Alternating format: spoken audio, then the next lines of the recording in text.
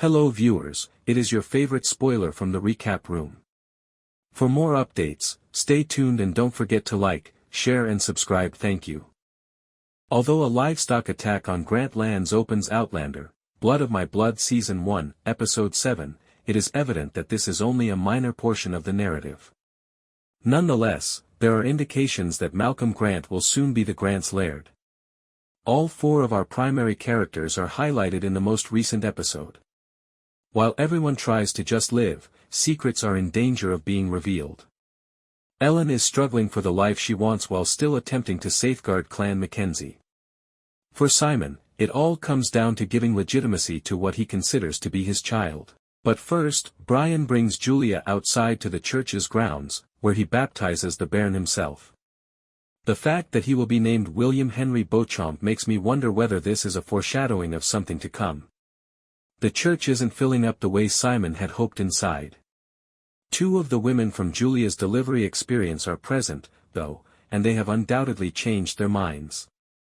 Now that they have learnt that Simon and Julia are married, they congratulate Davina. Thus, although it appears that the word has traveled as Simon intended, no one has shown up for the baptism. Because it's a Protestant baptism rather than a Catholic one, it's possible that no one has shown up. Simon, however, notes that it is currently illegal for a Catholic to hold the throne. To become king, he requires his son to be Protestant.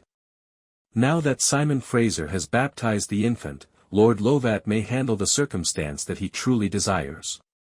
He can confirm that he and Julia are officially wed back at Castle Leathers. She was concerned that he would surprise her by holding a church wedding, but Davina quickly clarifies that he cannot do that because everything must appear authentic. Furthermore, he couldn't have forged the dates in the church. He is able to pay the priest to postpone his marriage to Julia until November 17, 1714, because the ceremony will take place at Castle Leathers. The infant was born on July 5, 1715. Meanwhile, now that their relationship has evolved, Julia and Davina are at last collaborating.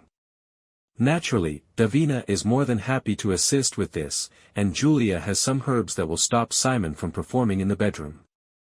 That will protect Julia as well as any other lady Simon shows interest in. Simon is not only unable to get it up in the bedroom on the wedding night, but he also loves the spice that the herbs add to the food. To Julia's surprise, he believes that the meal would improve his performance in the bedroom because he loves it so much. When will he conclude that it must be the spice? Indeed, Henry makes the decision to go to the stones. In order to retrieve his St. Anthony necklace, he makes his first stop at the brothel. The sex worker hoped Henry would help her escape her current predicament, but he has no desire in doing so. She tells Arch that he's heading to Cray Na Dun after he regrettably tells her too much. Therefore, the trip to the stones is a waste of time. Colum finds out that Dougal is being accused of stealing the livestock while Ellen is getting ready for her wedding to Malcolm Grant. He wasn't the one. It was a well-known Jacobite named Rob Roy McGregor. Additionally, Dougal is interacting with other Jacobites. Dougal says he's headed to the Nairns after selling some cattle since he's heard there are cattle options there. Ellen notes that although the Nairns are recognized as Jacobites, they do not possess cattle.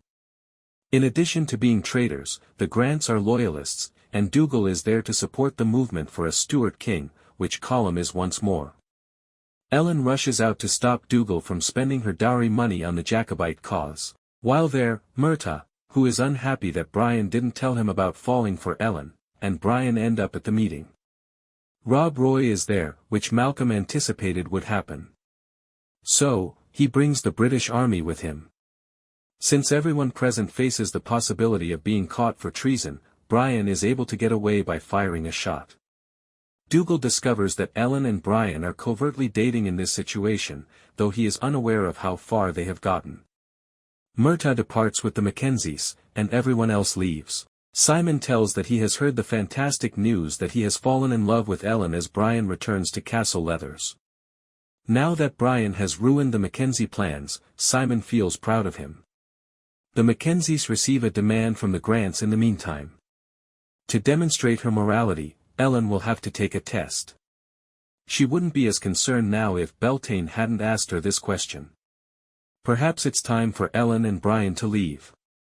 Will Glenna assist them now that she knows they're handfast?